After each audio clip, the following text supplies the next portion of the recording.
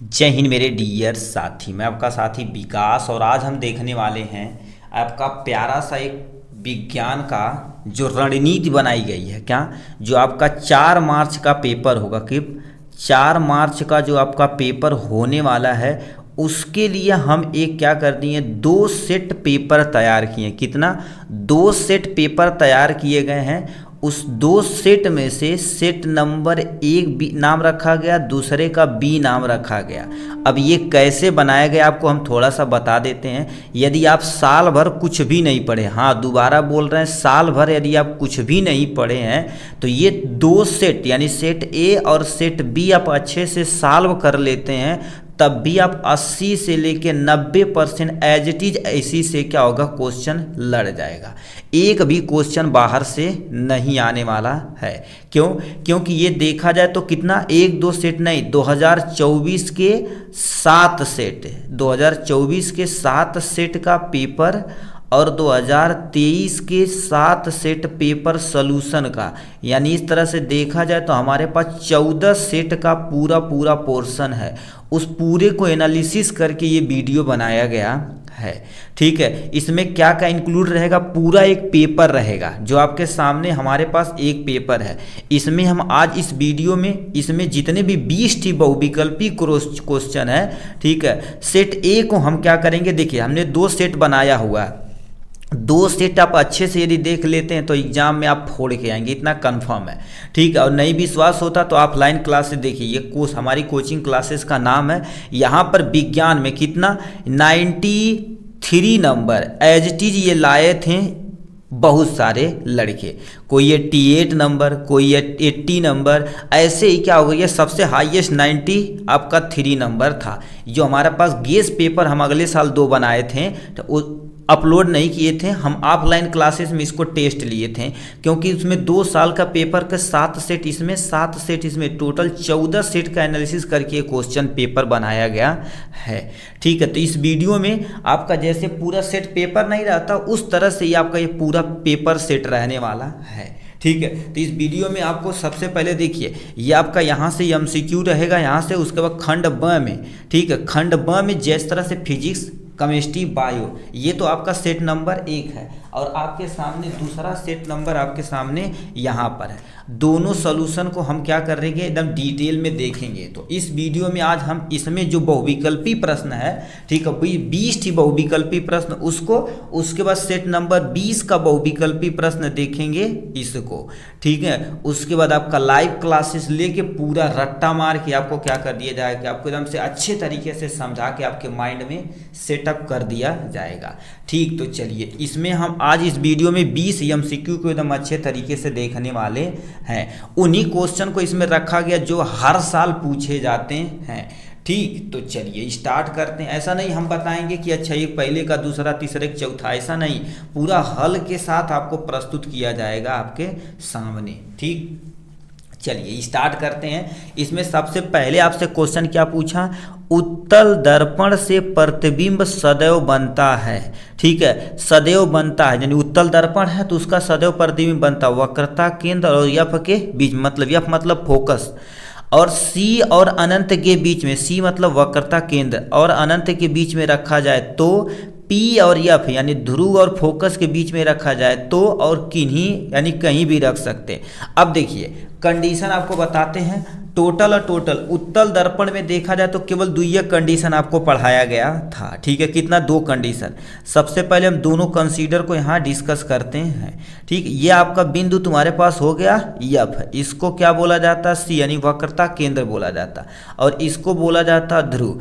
हम क्या कर देते थे, पहले वस्तु को कहाँ पर रखे थे, अनंत पे रखे थे। तो हम क्या जानते हैं, जब भी कोई प्रकाश की किरण मुख्य अक्ष के समांतर जाती है, मुख्य अक्ष के समांतर जाती है तो उत्तल दर्पण, ये आपके सामने उत्तल दर्पण, तो आके फोकस पे मिलती हुई प्रतीत होती है, एक्चुअली मिलती नहीं है, मिलती हुई प्रतीत होती है। यहाँ से जाएगी ये टक्कर मार के इधर आएगी, यहाँ से जाएगी ये टक्कर मार के इधर कहीं चली जाएगी, ये होता है ना। तो यही चीज़ बोला जा रहा है, एक केस हो गया। तो इसमें तुम्हारे पास तो हमारे पास कुछ है नहीं, अनंत तो ऑप्शन है ही नहीं है। ठीक, अब हम वस्तु को सरका के इधर लेके आते हैं। ठीक है, अब वस्तु को सरका कर इधर लेके आते हैं, तब कहाँ रखते हैं आपको हम बताते हैं। अब अनंत और इसके बीच में यहाँ पर कहीं वस्तु रख के देखते हैं। ये आपके सामने क्या हो गया, उत्तल दर्पण हो गया। ठीक है, ये आपके सामने उत्तल दर्पण हो गया। ठीक है, ये बिंदु आपका P हो गया, ये आपका सामने F हो गया, ये बिंदु आपके सामने C हो गया। वस्तु को उठाकर ध्रुव और फोकस के बीच में रखते हैं। ध्रुव और फोकस के ध्रुव यानी ध्रुव या जो फोकस है और अनंत के बीच में रखते हैं। हम क्या जानते हैं, जब भी कोई प्रकाश की किरण मुख्य अक्ष के समांतर जाती तो हमारे पास क्या हो जाएगा, फोकस पर आती हुई प्रतीत होती है। रूल नंबर पहला बोला जाता है। ठीक, उसके बाद वक्रता केंद्र से जाती है। ठीक है, वक्रता केंद्र से जाती है यहाँ से। ठीक है, आपको सीधा स्केल से प्रयोग करना। देखा जाए तो कहाँ पर प्रतिबिंब, देखो प्रतिबिंब कहाँ बन रहा, P और F के बीच में। तो P और F के बीच में मतलब C वाला ऑप्शन क्या हो जाएगा, आपका करेक्ट ऑप्शन हो जाएगा। तो किस पे आप टिक मारेंगे, बोलिए किस पे टिक मारेंगे, P और F के बीच में आप टिक मारेंगे। ठीक है, ये पहला का C वाला ऑप्शन करेक्ट ऑप्शन हो जाएगा। ठीक, नेक्स्ट में चलते हैं क्या। ठीक है, देखिए अब पहला ऑप्शन तो आपको समझ में आया। कह दिया दूसरा क्वेश्चन, अवतल दर्पण के सम्मुख ध्रुव और फोकस के बीच स्थित वस्तु का प्रतिबिंब बनता है। सबसे पहले एक अवतल दर्पण देना, ध्रुव और फोकस के बीच में पहले वस्तु को रखना है, उसका प्रतिबिंब बनाना, जो बनेगा उस पर हम टिक मार देंगे, अपना काम हो जाएगा। ठीक, तो चलिए इसको बना के हम देखते हैं कैसे बोल रहा है। ये आपका पहले का था, दूसरा यहाँ पर आते हैं। हमसे अवतल दर्पण पूछा, क्या अवतल दर्पण, तो अवतल दर्पण गुरुदेव इसी का उल्टा बना दो, आपके सामने अवतल दर्पण बन जाता है। ये हो गया आपके सामने अवतल दर्पण, ये हो गया यहाँ से। ठीक है, ये ध्रुव हो गया। ठीक है, ये ध्रुव हो गया, ये आपका पॉइंट F हो गया, इसको पॉइंट में C बोलते हैं। वस्तु को कहाँ रखा गया, ध्रुव और फोकस के बीच में। ये आपका P हो गया, ध्रुव और फोकस के बीच में वस्तु को कहीं पर यहाँ पर रखा गया है। ठीक, अब देखिए जब भी कोई प्रकाश की किरण, ठीक है नीला पेन लेते हैं जिससे मजा आएगा, तो कचरा हो गया जी। ठीक है, इसमें देखिए रिफिल है भाई, काम चला लेंगे। ठीक है, देखिए सीधे जाती है ना, तो यानी जब भी कोई प्रकाश की किरण सीधे जाती है तो हमेशा हमेशा फोकस से जाती हुई है। ठीक है, ये हो गया पहला।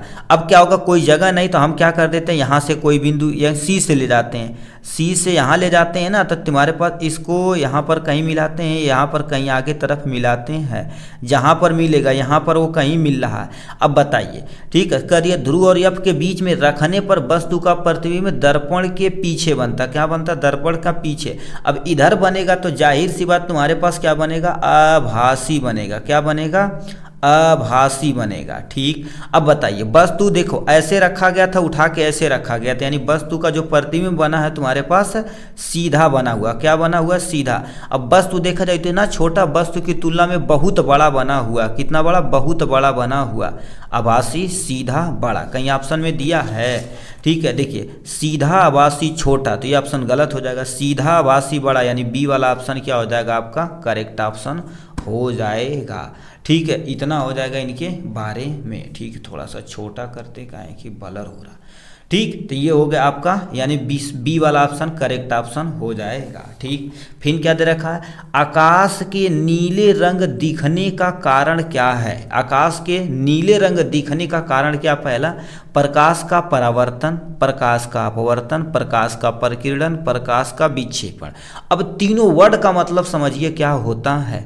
प्रकाश का परावर्तन, जब भी कोई प्रकाश की किरण किसी माध्यम पे गिरती, माध्यम पे नहीं मान लेते, किसी चीज़ पे गिरती है, जैसे ये शीशा, इस पे गिर के टक्कर मार के वापस चले जाएगा तो उसको प्रकाश का परावर्तन कहते हैं। दूसरा प्रकाश का अपवर्तन क्या होता है, जब भी कोई प्रकाश की किरण किसी एक माध्यम से दूसरे माध्यम में प्रवेश करती तो कुछ एंगल पे टेढ़ा हो जाती। जैसे अभी गिलास लेना, गिलास के अंदर तुम पेंसिल रखना, पेंसिल हल्का सा टेढ़ा दिखाई देगा प्रकाश के अपवर्तन के कारण। प्रकाश के प्रकीर्णन के कारण आकाश क्या आ जाता है, नीला रंग दिखाई देता है। तो यानी सी वाला ऑप्शन क्या हो जाएगा, करेक्ट ऑप्शन पे आप टिक मार देना इस पे। विक्षेपण मतलब क्या होगा, वर्ण विक्षेपण, मतलब अलग अलग कलरों में विक्षेपित हो जाता है, वर्ण विक्षेपण कहलाता है। तो हमारा प्रकाश का प्रकीर्णन सही ऑप्शन हो जाएगा।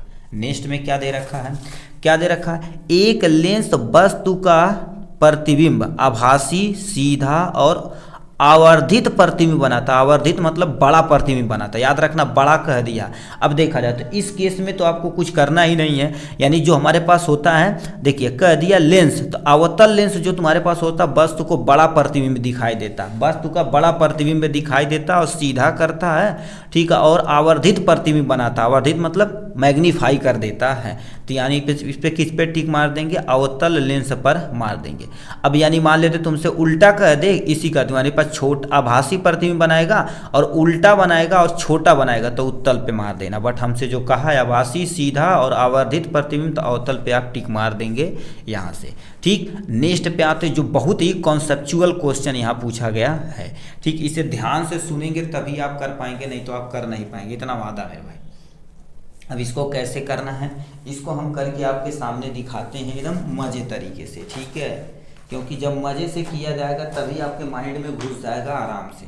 ठीक है, क्या पूछ दिया, ध्यान से सुनिए, जो कहा है उसी को हम यहाँ पर चिपकाते हैं। क्वेश्चन आप पढ़िए, क्या लिख रखा, किसी पदार्थ की लंबाई, ठीक है, किसी पदार्थ की लंबाई यल, यानी यल लंबाई का कोई तार है, ठीक है, और ए क्षेत्रफल के तार का प्रतिरोध 4 ओम है। अब देखिए क्वेश्चन में क्या दिया गया है, इसको हम थोड़ा सा यहाँ पर कंसेप्चुअल क्वेश्चन है तो इसे हम बताते हैं। सबसे पहले क्या कर दिया, एक ऐसे तार लिया गया है, ठीक है, एक तार लिया गया जिसकी लंबाई कितना होगा यल, और क्षेत्रफल तुम्हारे पास मान लिया है ए, मान लिया, देखिए यही तो कहा है, ठीक है, लंबाई यल, क्षेत्रफल ए, और इसका प्रतिरोध कितना है 4 ओम है। मतलब इसमें देखा जाए तो प्रतिरोध कितना है आपके सामने 4 ओम का प्रतिरोध। अब क्या क्या दिया है, यानी यल बराबर हमारे पास कितना दे रखा है यल, ए बराबर हमारे पास कितना दे रखा है ए, और आर बराबर हमारे पास कितना दे रखा है 4 ओम दे दिया गया है, इतना हमारे पास दिया गया। फिर क्या कह दिया, उसी पदार्थ के मान लेते यही पदार्थ है ना, तो इसी पदार्थ का दूसरा तुम्हारे पास कोई तार लिया गया है जिसको तार को दुगना कर दिया गया, मतलब तार को दुगना और क्षेत्रफल को क्या कर दिया गया, आधा कर दिया गया है। क्षेत्रफल को आधा यानी A/2 हो जाएगा, ठीक है। अब इसमें क्या कर दिया, यल बराबर देखा जाए तो आपके सामने 2l है, ठीक है, यल बराबर 2l, ए बराबर देखा जाए तो कितना आधा किया, A/2 हो जाएगा। आर बराबर हमसे पूछा हुआ, यानी इस तार में कितना प्रतिरोध है ये हमें फाइंड करना है। अब हम कुछ नहीं जानते, देखिए हम केवल सिंपल सा जानते हैं क्या होता है, आर बराबर देखा जाए तो रो यल अपान में क्या होता है ए होता है, ठीक। अब देखिए रो आर की जगह कितना रखना 4, क्योंकि आर की वैल्यू दिया है इस समीकरण में दिया गया, 2 तार है, 2 अलग अलग हम प्रतिरोध निकालते हैं फिर अपना काम कर लेंगे। तो यहाँ पर 4 बराबर में क्या हो जाएगा रो यल अपान में क्या हो जाएगा ए, समीकरण नंबर इसको अभी एक ही मानिए, इसे रहने देते हैं। इस पे आप रखिए वैल्यू, इस पे वैल्यू रखिए, क्यों रो हमने रो सेम क्यों रखा, क्या रखा उसी पदार्थ का कहा है, तो यानी सेम यदि पदार्थ रहता तो प्रतिरोध तो कभी भी चेंज नहीं होता है, ठीक है। तो आर बराबर क्या होता है रो यल अपान में क्या हो जाएगा ए हो जाता है। तो यही हमसे पूछा, आर यही पूछा हुआ, प्रतिरोध को विशिष्ट प्रतिरोध तो कैसे रख देते हैं यल की जगह कितना हो जाएगा 2l हो जाता है, बटे में ए अपान में क्या हो जाएगा 2, ये 2 सबसे ऊपर जाएगा, तो आर बराबर कितना हो जाएगा रो और 2 यल गुणे में 2 हो जाएगा, होल बटे में आपके सामने ए हो जाएगा। तो आर बराबर आपके सामने कितना हो जाएगा रो, और रो हो जाएगा यहाँ 2 दूना 4 हो जाएगा, तो 4 यल हो जाएगा, बटे में आपके सामने ए हो जाएगा। अब देखा जाए तो आर बराबर कितना, रो 4 को तुम आगे कर लो, 4 को यदि आगे कर दिया जाए तो रो बचा हुआ है, यल बचा हुआ है, अपान में ए बचा हुआ है। अब देखिए इसको हम थोड़ा सा और बताते हैं, इसकी जगह हम बताओ क्या लिख सकते हैं, जितना हम बताएं रो यल ए बराबर में 4, यानी इसकी जगह हम 4 लिख सकते हैं। तो आर बराबर कितना हो जाएगा 4 गुणे में 4, बराबर में देखा जाए तो आर बराबर 4 चौका 16 ओम दिया गया है। ऑप्शन में जहां 16 ओम दिया होगा उस पर आप टिक मार दीजिएगा। कहाँ दे रखा 4 ओम, 8 ओम, 16 ओम, 32 ओम, मतलब 16 ओम वाला क्या हो जाएगा आपका करेक्ट ऑप्शन हो जाएगा, ठीक। तो 16 ऑप्शन करेक्ट ऑप्शन हो जाएगा, ठीक। इस पे हम गूंज नहीं रहे हैं, ठीक है, गूंज नहीं रहे हैं, गूंजना बड़ी गंदी बात होती है।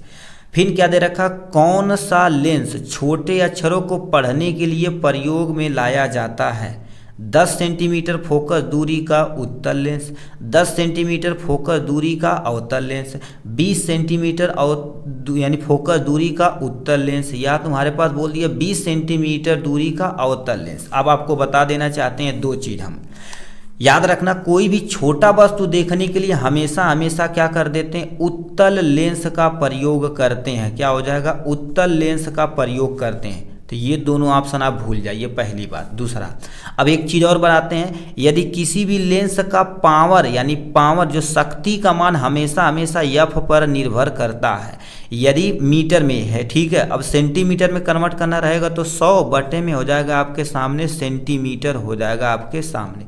अब आपको बता देते हैं, किसी भी लेंस का एफ का मान जितना कम रहेगा, ठीक याद रखना, एफ का मान जितना कम रहेगा या पी का मान उतना ही ज़्यादा रहेगा।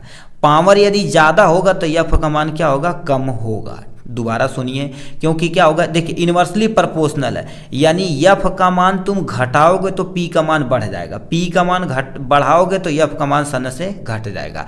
तो हमें ऐसा जितना ज़्यादा पावर रहेगा उतना अच्छा हमें दिखेगा, ठीक है। तो आपके सामने दो ऑप्शन तो एक कैंसिल हो गया, बचा 10 सेंटीमीटर 20 सेंटीमीटर, यानी एफ बराबर एक बार हम लेते हैं 10 सेंटीमीटर लेते हैं, ठीक है, और एक बार एफ बराबर हम लेते हैं 20 सेंटीमीटर लेते हैं, ठीक है, इतना लेते हैं ना।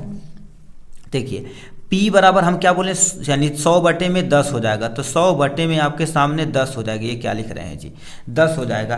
तो आपके सामने 10 नहीं हम 100, यानी P बराबर हमारे पास देखा जाए तो 10 डायोप्टर आया हुआ, कितना, 10 डायोप्टर आया हुआ है, ठीक। नेक्स्ट पे चलते हैं, इस पे देखा जाए तो कितना होगा, इस पे हमारे पास देखा जाए तो P बराबर में 100 हो जाएगा और बटे में 20 हो जाएगा, 20 25 100, यानी P बराबर तुम्हारे पास कितना हो जाएगा, 5 डायोप्टर आ जाएगा, 20 25 में 100 हो जाएगा आपके सामने, ठीक। अब देखिए, जितना ज़्यादा हम बोलें, जितना ज़्यादा पावर रहेगा उतना अच्छा दिखेगा, जितना ज़्यादा पावर रहेगा उतना अच्छा दिखेगा। तो पावर 10 सेंटीमीटर फोकस दूरी वाला पावर ज़्यादा है, तो यानी 10 सेंटीमीटर तुम्हारे पास क्या हो जाएगा, करेक्ट ऑप्शन हो जाएगा। 10 सेंटीमीटर फोकस दूरी का उत्तल लेंस। अब कमेंट में कितने लोग भर भरा के लिखेंगे क्या कि 20 सेंटीमीटर सर ऑप्शन में दिया है, और हम आपको दिखा भी देते हैं ये एकदम से पूरी तरह से गलत है। आपके सामने हमने सालों करके प्रूफ करके दिया गया है, ठीक है। उत्तरमाला में हम जानते हैं, देखिए आप राजू प्रकाशन, अरिहंत, हमारे पास 3 टोटल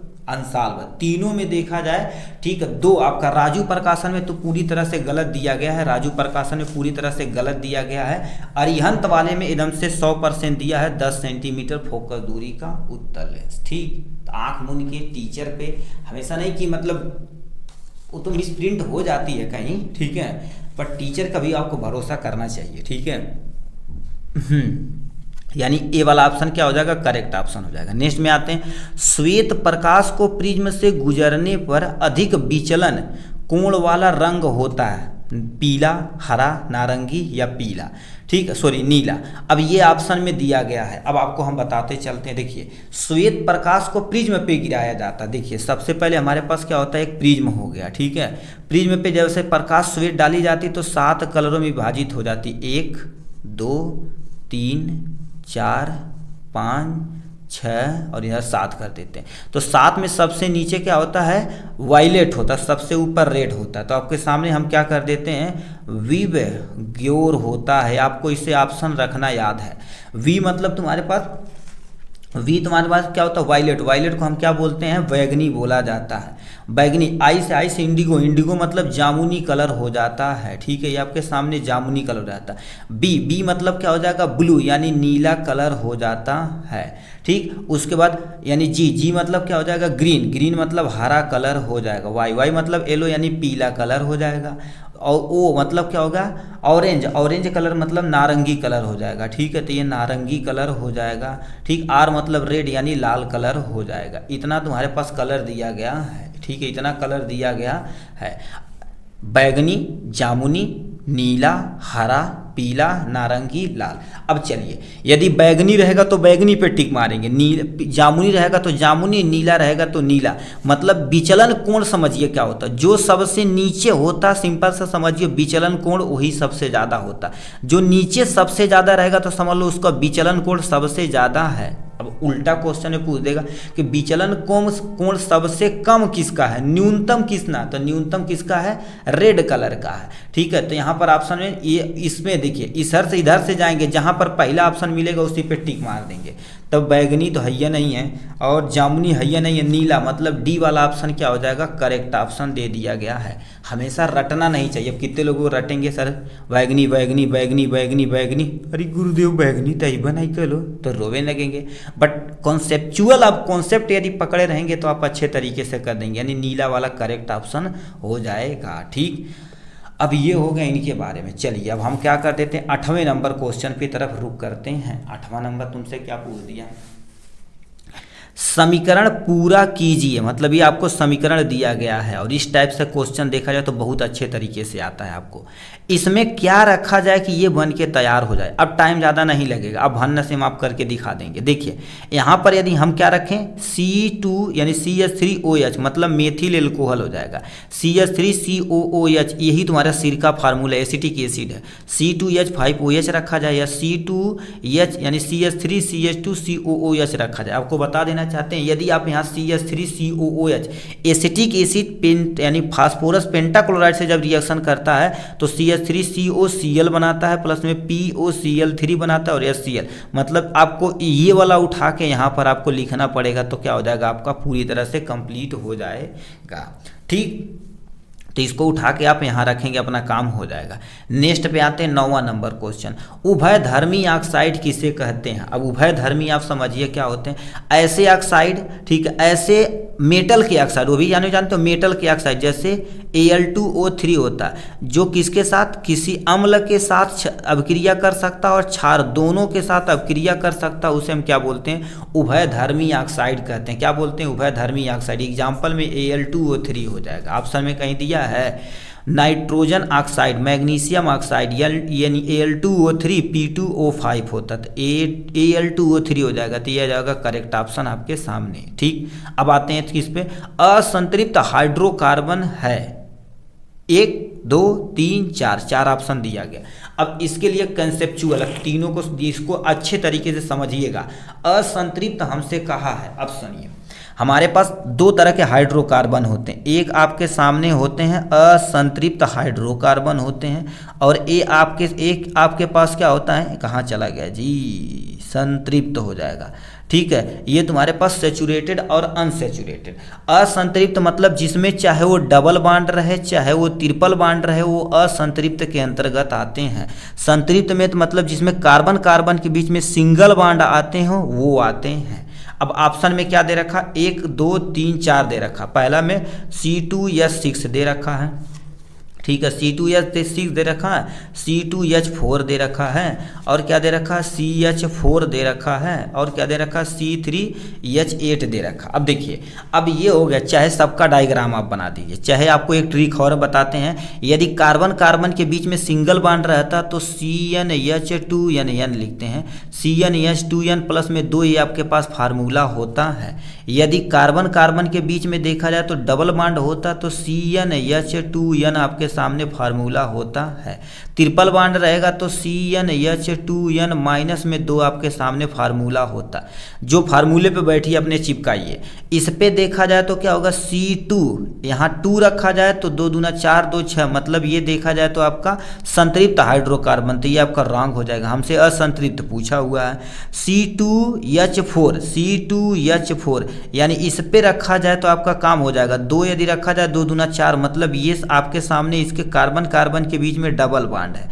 CH4 इसमें सिंगल बॉन्ड है तो ये भी रॉन्ग हो जाएगा। CH3 ये भी रॉन्ग हो जाएगा, मतलब C2H4 तुम्हारे पास क्या हो जाएगा, करेक्ट ऑप्शन संतृप्त हाइड्रोकार्बन के अंतर्गत आएगा। उल्टा भी घुमा सकता, संतृप्त हाइड्रोकार्बन ये चेंज कर देगा। ठीक है, तो यहाँ से तुम्हारे पास किस पे मारेंगे, C2H4 is the correct option आपके सामने हो जाएगा। C2H4 is the correct option, ये वाला हो जाएगा करेक्ट ऑप्शन। नेक्स्ट पे चलते हैं, क्या पूछ दिया, क्या बोल दिया, एसिटिक अम्ल का IUPAC नेम है। Acetic acid, ethanoic acid, methanoic acid और प्रोपेनोइक एसिड। कौन सा ऑप्शन सही आपको बताते हैं। अभी बोले हैं एसिटिक एसिड का फार्मूला क्या होता है, CH3COOH होता है।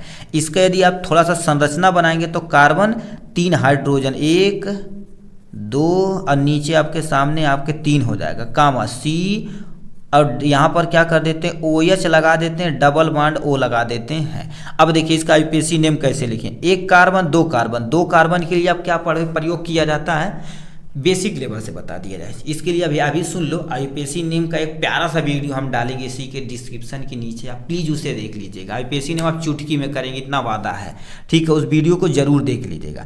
1 2 2 कार्बन के लिए क्या प्रयोग करते हैं हम, एथ प्रयोग करते हैं। सब में सिंगल बॉन्ड है, कार्बन कार्बन के बाद में सिंगल बॉन्ड है तो एन लिखते हैं, और इस वाले के लिए हम क्या प्रयोग करते हैं, इतने के लिए ओइक एसिड का प्रयोग करते हैं, ओइक एसिड हो जाएगा। तो इसे हिंदी में लिखना चाहे तो एक बार इंग्लिश में लिख लेते हैं, एथेनोइक एसिड हो जाता है, एथेनोइक एसिड हो जाता है।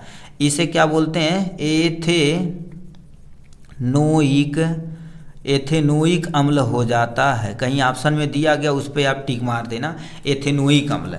तो यहाँ पर एथेनोइक दे लिखा, एथेनोइक अम्ल दिया गया, तो इस पर आप क्या कर देंगे, टिक मार देंगे, ठीक है। यहाँ पर एथेनोइक एसिड चाहिए, यहाँ पर हम एसिड इसमें बढ़ा देते हैं। अब सबके सामने समझ लो, ethanoic acid, methanoic acid, propanoic acid लग चुका है, ठीक है, हमने क्वेश्चन में ही नोट डाउन कर दिया गया, ठीक। ये हो गया इनके बारे में। अब हम आते हैं 12 नंबर क्वेश्चन की तरफ, रुक करते हैं। 12 नंबर क्या पूछ दिया, कह दिया ZnH2SO4, यानी ZN लिया गया प्लस में H2SO4 लिया गया है, तो क्या बना है, ZnSO4 बनाता प्लस में हाइड्रोजन गैस बनाता। अब क्रिया है, मतलब ये अब क्रिया कौन सी है, संयोजन अपक्रिया, विस्थापन अपक्रिया, वियोजन अपक्रिया, द्विविस्थापन अपक्रिया है। कौन सा अपक्रिया, इसको आपको बताना पड़ेगा। अब आप ध्यान से सुनिए क्या कह रखा है। हमारे पास सबसे पहले देखा जाए तो ZN लिया गया, प्लस में H2SO4 लिया गया। ये जब रिएक्शन करा है तो क्या बनाया है, देखिए ये हाइड्रोजन द्वारा ये जिंक इसको हटाया है, इसको जगह हटाया तो जिंक यानी अब हाइड्रोजन बगल में हो गया, तो यानी ZnSO4 हो जाएगा आपके सामने। इतना हो गया ना। अब ध्यान से सुनिए, ऑप्शन में क्या क्या दिया गया, सबसे पहले दे रखा है संयोजन अभिक्रिया, दूसरा विस्थापन अभिक्रिया, क्या हो जाएगी, विस्थापन अभिक्रिया, और तीसरा तुम्हारे पास वियोजन हो जाएगा, वियोजन हो जाएगा, वियोजन, और लास्ट में द्विविस्थापन। अब ये चारों यानी अभिक्रिया के बारे में आप थोड़ा थोड़ा पढ़िए। विस्थापन अभिक्रिया क्या, ये 4 ऑप्शन दिया। संयोजन अभिक्रिया क्या होती, जब 2 अभिक्रिया मिल के, ठीक है, यानी A प्लस में B, यानी कोई 2 कंपाउंड मिल के एक कंपाउंड, संयोजन मतलब क्या होता है, जुड़ना, संयोजन बोलते हैं जुड़ना, ठीक है। संयोजन या योगात्मक अपक्रिया, जब 2 या 2 से अधिक कंपाउंड मिलके एक बनाते हैं, AB बनाते हैं, तो उसे संयोजन अपक्रिया कहते हैं, ठीक। विस्थापन अपक्रिया क्या कहते हैं, जब कोई A BC के साथ अपक्रिया करेगा। देखिए अब ये A वाला जबर है, तो A वाला B को जब हटा देगा तो C के साथ चिपक जाएगा, तो AC बनाएगा प्लस में B बनाएगा, तो इसे विस्थापन अपक्रिया बोलते हैं। हो बहुत सेम टू सेम यहाँ पर हो रहा है। जैसे आप देखिए, आप हैं और आपकी बंदी है, ठीक है, आप हैं और आपके बगल में वो वाली है, ठीक है, या वो वाला है, आप कमजोर हैं, तो ये क्या करेगा, कोई स्ट्रांग पर्सन आएगा, आपको मार के धक्का मार के भगा देगा। आप तन्हाई में यहाँ पर आप क्या करेंगे, सैड सॉन्ग सुनेंगे और ये मजे करेगा, ठीक। तो इसको विस्थापन अपक्रिया बोलते हैं। वियोजन जस्ट तुम्हारे पास संयोजन के क्या होता, उल्टा होता। वियोजन मतलब क्या होता, टूटना। जब कोई 2 या 2 से अधिक A B, ये जब टूटता है A प्लस B में, तो उसे वियोजन बोलते हैं। द्विविस्थापन अपक्रिया, ये क्या होता है, विस्थापन के लगभग सिमिलर होता है, बट यहाँ पर जबराइया होता है, यहाँ पर क्या होता है, जबरदस्ती नहीं, आराम आराम से अपना काम होता है। AB और तुम्हारे पास क्या हो जाएगा, CD। अब देखिए A B के साथ रहते रहते उब गया हो, तो ये सोचेगा D के साथ रह ले, और ये इसके साथ C के साथ रहेगा, तो ये 2 बार देखा जाए तो विस्थापन हो, इसलिए 2 नाम विस्थापन होता। तो एक इसके साथ चला जाएगा, D के साथ चला जाएगा, और B C के साथ चला जाएगा, इसे द्विविस्थापन अपक्रिया बोलते हैं। तो ये जो दी गई अपक्रिया क्या होगा, विस्थापन अपक्रिया, यानी ये वाला अपक्रिया विस्थापन अपक्रिया है। तो विस्थापन अपक्रिया पे आप क्या कर देंगे, प्यारा सा टिक मार देंगे। अभी आप कॉन्सेप्ट समझते जाइए, काम अपना हो जाएगा। नेक्स्ट पे आते हैं, यहाँ पर मैच करने वाला होता है, ठीक है, और ये नीचे आपसे ऑप्शन बना के देगा, हम बनाए नहीं हैं, बट आपको बना के एग्जाम में दे देगा आराम से। एसिटिक अम्ल भी बोले सिरका, एसिटिक अम्ल सिरका के निर्माण में, तो इस पे आप क्या कर देंगे, मैच कर देंगे। ठीक, पहला। एथेनॉल, अभी जो स्प्रिट हम प्रयोग करते हैं, स्प्रिट में प्रयोग करते हैं, देखेंगे लिखा रहता है एथेनॉल, या तुम्हारे पास मेथिल एल्कोहल ऐसे लिखा रहता है ना, तो एथेनॉल का स्प्रिट बनाने में प्रयोग किया जाता है स्प्रिट में। कास्टिक सोडा देखा जाए साबुन के निर्माण में किया जाता है, जितना ज़्यादा कास्टिक सोडा रहेगा उतना तेजी से वो कपड़े को साफ करेगा, तो यानी कास्टिक सोडा का पहले पे मिला देंगे। अपमार्जक का प्रयोग कपड़े को साफ करने में प्रयोग किया जाता है, तो यहाँ पर क्या कर देंगे, इस पे मिला देंगे। यहाँ से अपमार्जक मतलब डिटर्जेंट, इंग्लिश देखेंगे ना तो यहाँ पर लिखा रहेगा डिटर्जेंट का प्रयोग कपड़ा साफ करने में प्रयोग किया जाता है। ठीक, ये आपका 13 नंबर का क्वेश्चन होगा। जैसे आपको मिला के फिर ऑप्शन यहाँ दिया रहेगा, जैसे किस टाइप से क्वेश्चन पूछेगा आपको हम बताते हैं।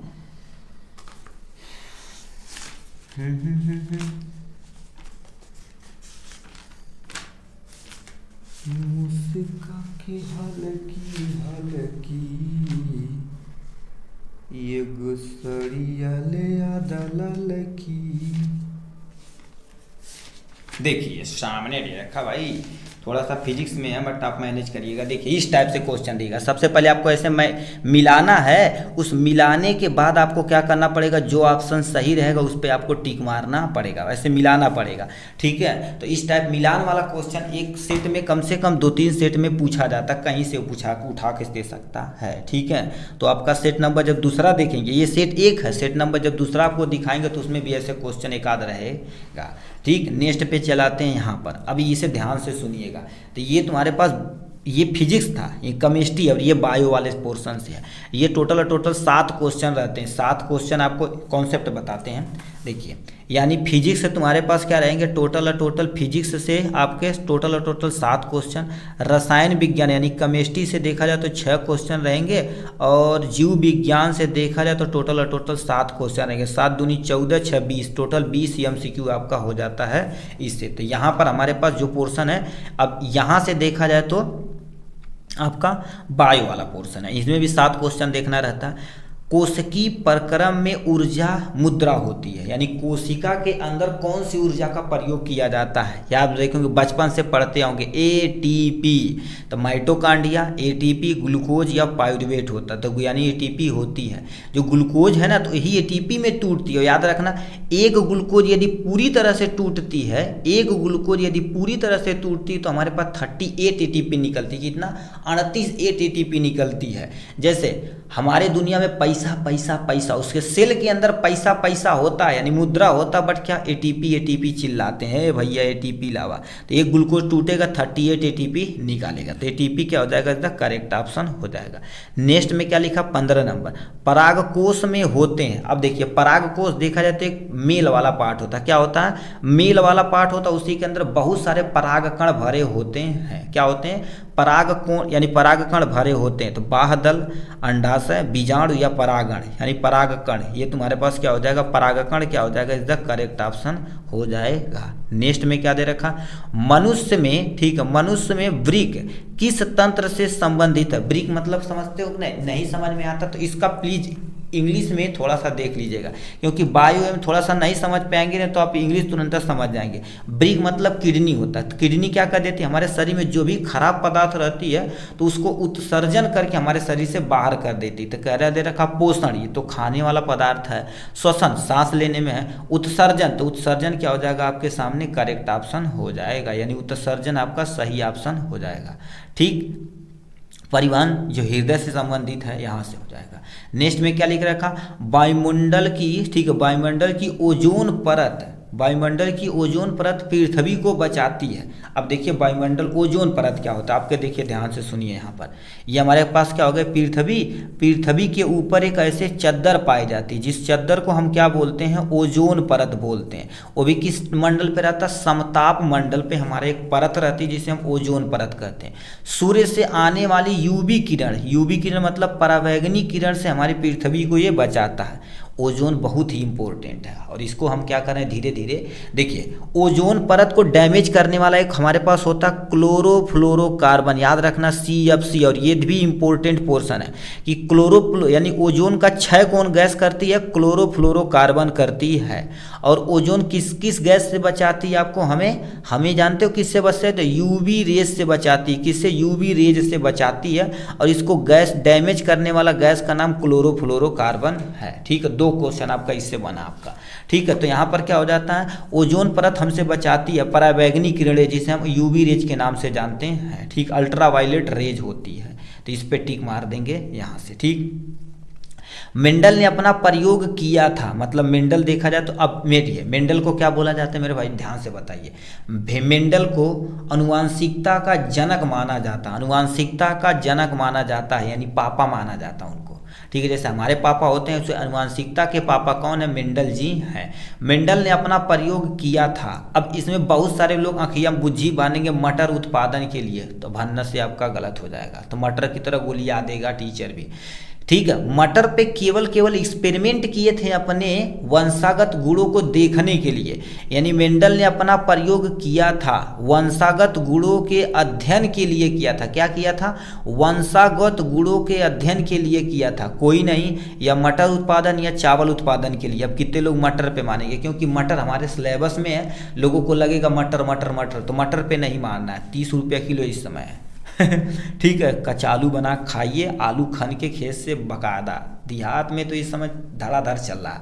ठीक है, तो यानी मेंडल ने अपना प्रयोग किया था वंशागत गुणों के अध्ययन के लिए, तो ए वाला ऑप्शन भैया टिक मारना करेक्ट हो जाएगा। ठीक, अब आते हैं नेक्स्ट पे, तुमसे क्या पूछा, कौन सा पादप हार्मोन नहीं है, क्या हो गया, हमसे कह दिया कौन सा पादप हार्मोन नहीं है हमारे सिलेबस में देखा जाए। ठीक है, तो ऑक्जीन, जिबरलिन, ABC यानी ABA होता है, एब्सेसिक एसिड जिसे बोलता है, साइटोकाइनिन होता है। ठीक है, और यानी टोटल हमारे पास 5 हार्मोन होते हैं जो पादप हार्मोन होते हैं। तो ऑक्जीन हमारे पादप हार्मोन है, जिबरलिन ये भी पादप हार्मोन है, एस्ट्रोजन देखा जाए तो हमारे फीमेल के अंदर जो महिलाएं होती हैं उनके अंदर पाया जाता है, ये फीमेल रिप्रोडक्टिव हार्मोन है। तो ये तुम्हारे पास मानव में पाया जाता है, वो भी फीमेल के केस में, तो ये तुम्हारे पास नहीं है। तो इसके क्वेश्चन के अकॉर्डिंग ये वाला ऑप्शन क्या होगा, आपका करेक्ट ऑप्शन हो जाएगा। ठीक, नेक्स्ट क्वेश्चन में पूछा जाता है, पौधों में प्रकाश संश्लेषण का उत्पाद है, यानी जब प्रकाश संश्लेषण होता है तो उसका उत्पाद क्या होता है। इससे 2 क्वेश्चन बनता है, आप ध्यान से देखिए यहाँ पर, इस सेंटेंस से 2 क्वेश्चन बनता है। देखिए प्रकाश संश्लेषण में क्या होती है, सबसे पहले हमारे एटमॉस्फेयर में कार्बन डाइऑक्साइड है वो, और देखिए कार्बन डाइऑक्साइड और जल आता है नीचे से, ये जब क्या कर देते हैं, हमारे सन की लाइट आती है, यानी सूर्य का प्रकाश होना चाहिए, और यहाँ से क्या होना चाहिए आपके पास, प्यारा सा एक ग्रीन सब्सटेंस जिसे क्लोरोफिल कहते हैं, हरित लवक जिसे हिंदी में बोला जाता है, हिंदी में लिख देते हैं भाई। ठीक है, सूर्य का प्रकाश, सूर्य का प्रकाश, क्लोरोफिल को क्या बोलते हैं, हरित लवक बोला जाता है, या केवल लवक भी लिखा है तभी कोई टेंशन नहीं, हरित लवक। ये जब अब क्रिया करेगा ना तो C6 बनाएगा, H12 बनाएगा, O6 बनाएगा, प्लस में ऑक्सीजन बनाएगा, और प्लस में तुम्हारे पास क्या बनाएगा, वाटर वाष्प के रूप में बनाएगा, और प्लस में ऊर्जा बनाएगा। तो ये प्रकाश संश्लेषण के दौरान यदि हमसे कहेगा कि किस किस चीज़ की रिक्वायरमेंट होती है, रॉ मटेरियल के रूप में किसका प्रयोग होता है, तो बोलेंगे कार्बन डाइऑक्साइड, वाटर, सूर्य का प्रकाश और क्लोरोफिल। 4 चीज बोलेंगे कि प्रकाश संश्लेषण के दौरान उपयोग में लाई जाती है, तो 4 बताएंगे। उत्पाद, ये तुम्हारे पास क्या होता है, अभिकारक होता है, क्या होता है, इसको अभिकारक कहते हैं, और इधर से क्या होता है, इस वाले पोर्शन को हम क्या बोलते हैं, उत्पाद कहते हैं। ठीक है, ये आपके सामने उत्पाद हो जाएगा। तो ग्लूकोज एक उत्पाद है, ऑक्सीजन एक उत्पाद है, जल एक तुम्हारे पास उत्पाद है। तो कहीं ऑप्शन में दिया है, कह दिया प्रोटीन, ऑक्सीजन, जल, तो प्रोटीन तो है ही नहीं, ग्लूकोज है। वसा, नाइट्रोजन, जल, तो ये भी रॉन्ग हो जाएगा। वसा, कार्बोहाइड्रेट, जल। ग्लूकोज, ऑक्सीजन, जल, क्या हो जाएगा, ग्लूकोज, ऑक्सीजन, जल, तो ये तुम्हारे पास डी वाला ऑप्शन क्या हो जाएगा, करेक्ट ऑप्शन हो जाएगा। ठीक, तो ये आपका था जो आपका मॉडल पेपर आपका, ठीक है, उसका सेट नंबर ए का हमने पूरा डिटेल में यहाँ से सॉल्व कर लिया है। यहाँ से खंड ब है। अब फिजिक्स के जितने भी न्यूमेरिकल वगैरह रहेंगे, थ्योरी बेस्ड क्वेश्चन, सबको हम डिटेल में देखेंगे। उसके बाद केमिस्ट्री वाला पोर्शन, उसके बाद बायो वाला पोर्शन, उसके बाद आपका पूरी तरह से क्या हो जाएगी, एंडिंग हो जाएगी। ठीक, आज के लिए बस इतना ही। फिर मिलेंगे नेक्स्ट वीडियो में नेक्स्ट टॉपिक के साथ। तब तक के लिए bye bye and take care. Jai Hind मेरे डियर साथी, मैं आपका साथी विकास, और आज हम देखने वाले हैं एमसीक्यू आपका जो सीरीज जारी किया गया था, क्या मास्टर सीरीज, यानी आपका जो मास्टर सीरीज आपका स्टार्ट किया गया था, 20 एमसीक्यू हम टोटल कर लिए थे। इसमें हमारा ये बचा हुआ एमसीक्यू यानी 20 और एमसीक्यू इसमें करने वाले हैं, तब जाके हमारा पास टोटल सुपर 40 एमसीक्यू बच जाएगा। हमारे पास टोटल कर चुके होंगे, और इसके बाहर एक भी क्वेश्चन आपका नहीं आएगा। क्यों?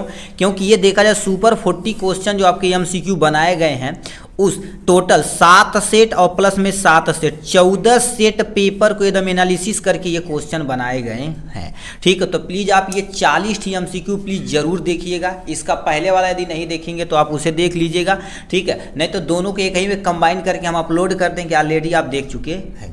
ठीक, तो इतना हो गया। अच्छा, आज इस वीडियो में हम क्या करने वाले, ये जो है एमसीक्यू, इसको हम अच्छे तरीके से सॉल्व करने वाले हैं।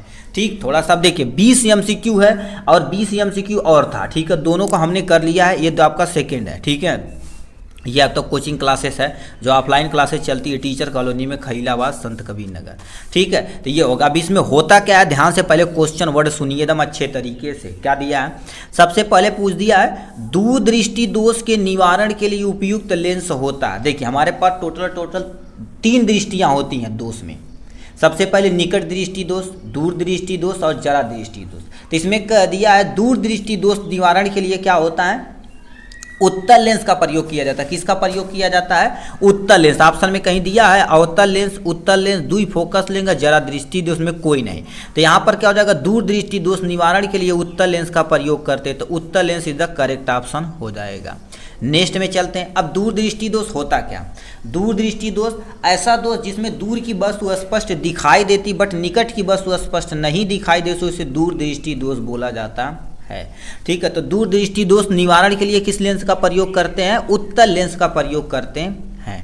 नेक्स्ट में क्या लिख रखा है, एक चुंबकीय क्षेत्र में क्षेत्र के लंबवत स्थित विद्युत धारावाही चालक पर लगने वाली बल की दिशा, याद रखना, देखिए बल की दिशा हमसे पूछा हुआ है, चुंबकीय क्षेत्र की दिशा के समांतर होता है या चालक में प्रवाहित होने वाली धारा की दिशा के समांतर होता है या दोनों दिशाओं के लंबवत होता है, इनमें से कोई नहीं। इसको हम थोड़ा सा आपको छोटा करते हैं, आपको बताते हैं। ये आप ऐसे सुने होंगे फ्लेमिंग के बाएं हाथ का नियम, तो इसे क्या बोला जाता है, यफ। यफ मतलब फादर हो गया, ठीक है, और ये यम मतलब क्या हो गया, मदर हो गया, सी मतलब क्या होगा, चाइल्ड हो गया। अब देखिए, ये आपके सामने हमने लिख दिया यहाँ से। अब होता क्या, ये अंगूठा किसकी दिशा को बताता, अंगूठा हमारी बल की दिशा को बताता, और यम मतलब मैग्नेट मतलब चुंबकीय क्षेत्र की दिशा को बताता, सी मतलब करंट। ठीक है, करंट मतलब क्या होता है, सी मतलब करंट, ये करंट की दिशा को, तो ये करंट की दिशा को, और ये तुम्हारे पास चुंबकीय क्षेत्र की दिशा को, और ये अंगूठा बल की दिशा को बताता है।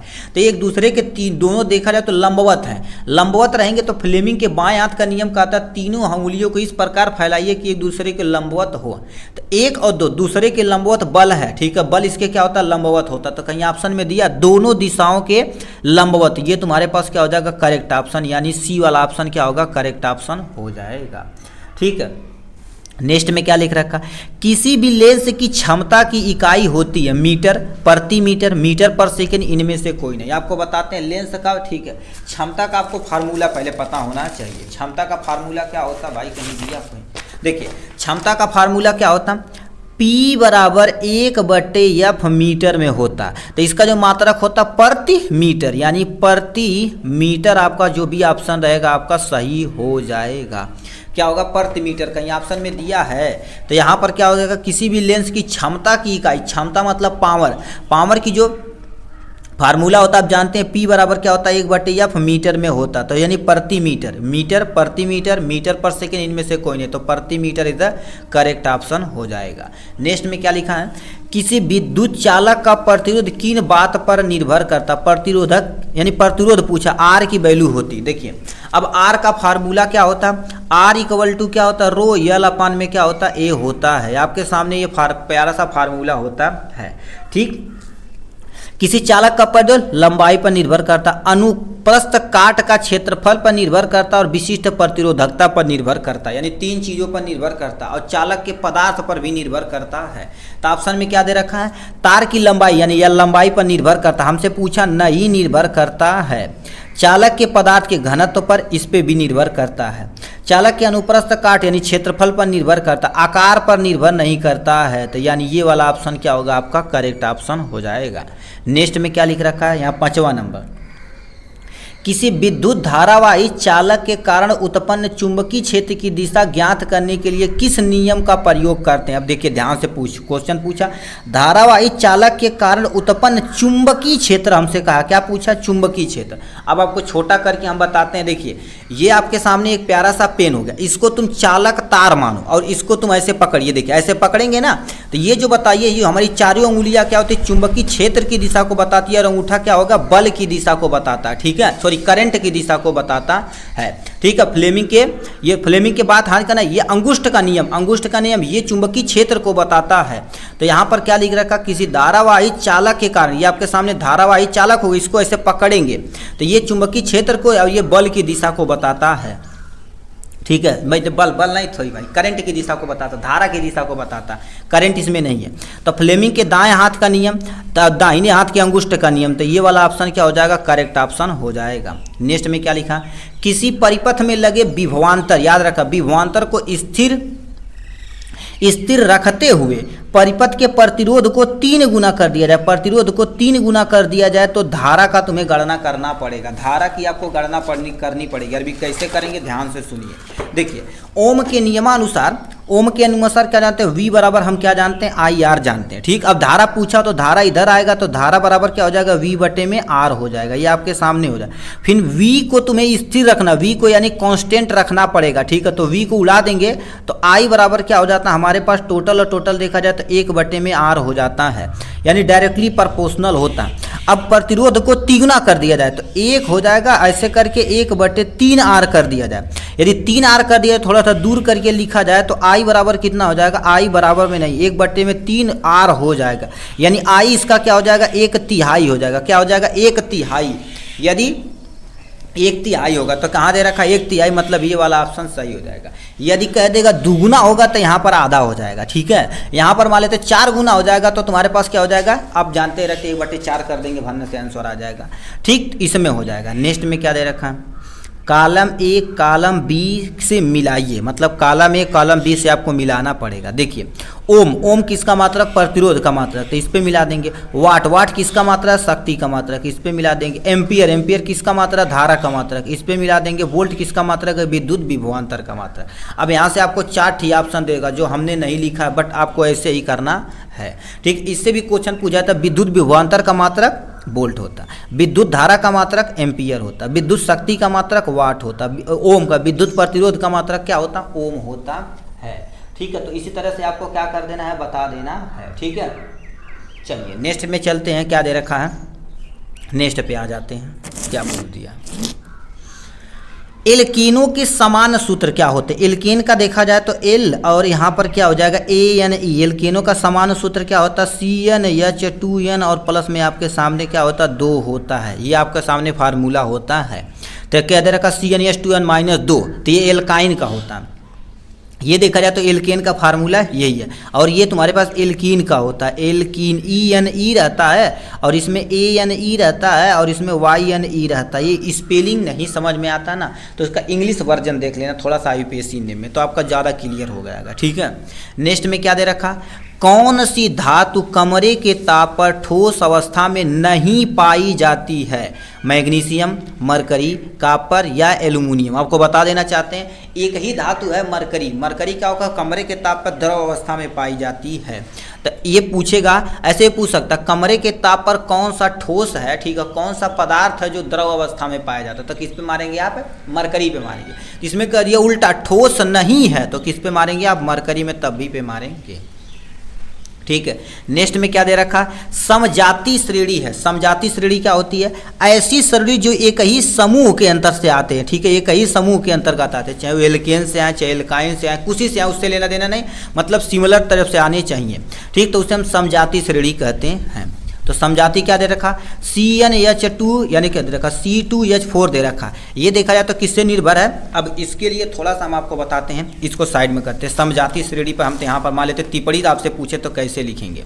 सबसे पहले यहाँ पर लिखेंगे समजातीय, ठीक है, समजाति श्रेणी क्या होती है इसके बारे में आप समझिए, पहले समझ ले। देखो कॉन्सेप्ट यदि आपका क्लियर रहेगा तो आप कुछ भी कर सकते हैं। ऐसी श्रेणी जो एक ही समूह के अंतर्गत आते हैं, क्या होगा, एक ही समूह के अंतर्गत आते हैं, उसे हम समजाति श्रेणी बोलेंगे। तो लिखेंगे ऐसे हाइड्रोकार्बन, दोबारा सुनिए, ऐसे हाइड्रोकार्बन जो एक ही समूह से आते हैं, एक ही समूह से बिलोंग करते हैं, एक ही समूह में पाए जाते हैं, एक ही समूह के होते हैं, उन्हें समजाति श्रेणी कहते हैं। परिभाषा हो गया।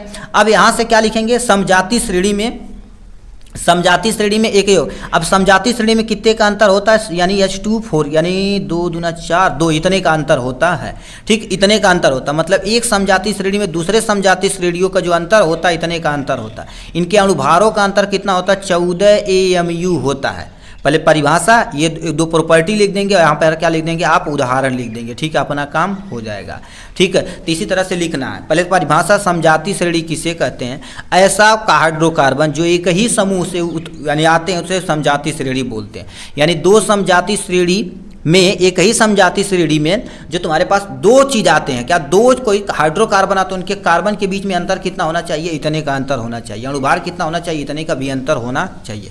फॉर एग्जाम्पल से समझेंगे, जैसे मान लेते हैं एल्केन से हम लेते हैं, कुछ से भी ले सकते हैं।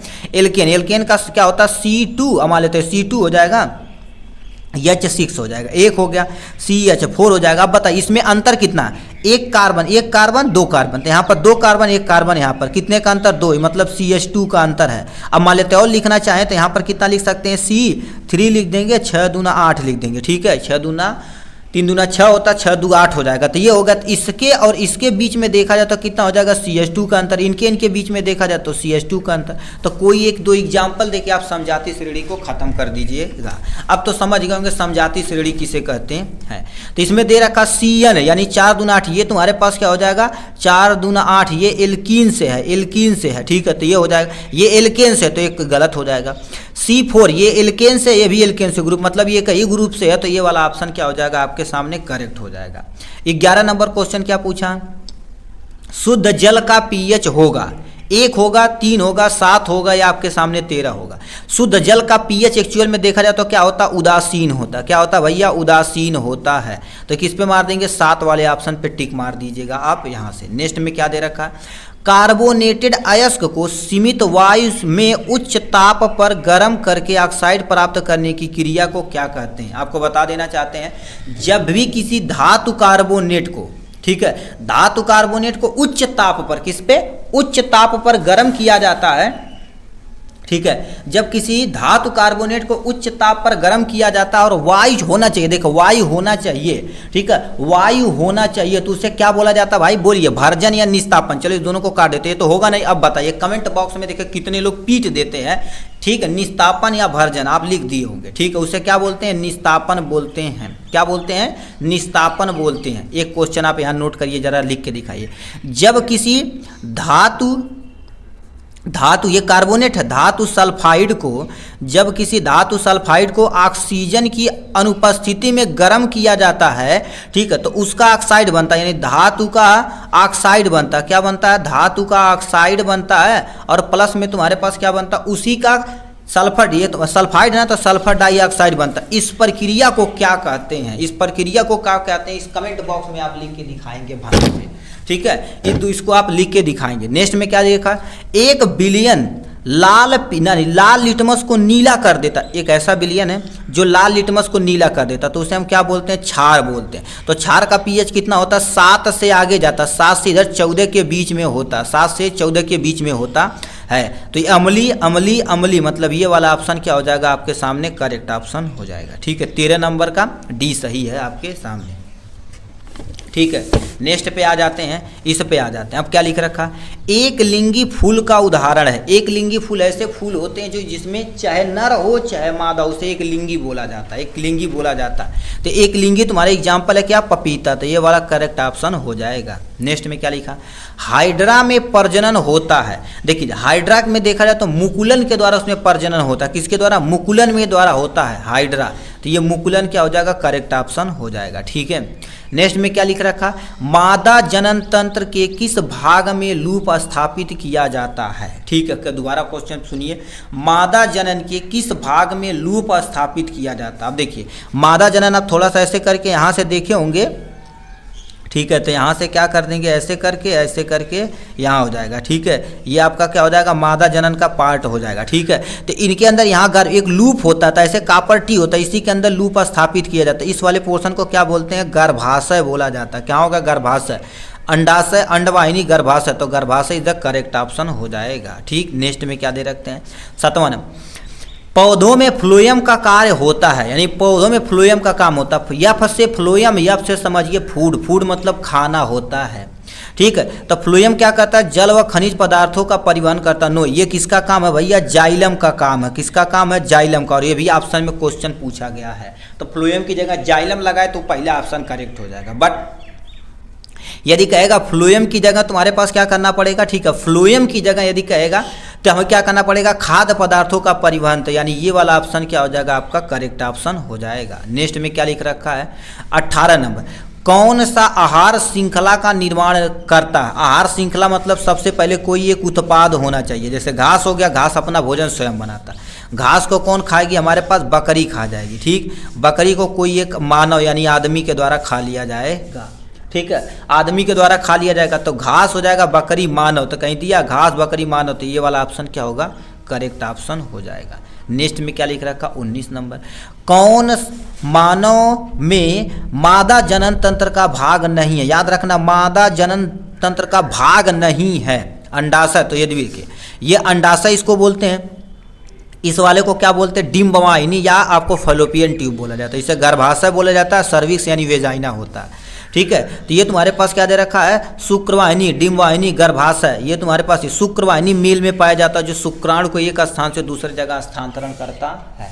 ठीक है, ये हो गया। नेक्स्ट में क्या लिख रखा है, शुक्राणुओं का निर्माण होता है शुक्रवाहिनी में, अंडाशय में, वृषण में या यकृत में। आपको बता देते हैं शुक्राणु का निर्माण किसके अंतर्गत होता है, हमारे पास वृषण के अंतर्गत होता है। किसके अंतर्गत, वृषण के अंतर्गत होता। तो ये वाला ऑप्शन क्या हो जाएगा भाई, करेक्ट ऑप्शन हो जाएगा। ठीक, इतना हमारा 20 MCQ था। अब हम नेक्स्ट वीडियो में मिलेंगे इसके आपके खंड ब के साथ, जो एग्जाम के पॉइंट ऑफ व्यू से देखा जाए तो बड़ी इंपॉर्टेंट क्वेश्चनों में से एक है। ठीक, चलिए आज के लिए बस इतना ही, फिर मिलेंगे नेक्स्ट वीडियो में नेक्स्ट टॉपिक के साथ। तब तक के लिए bye bye and take care.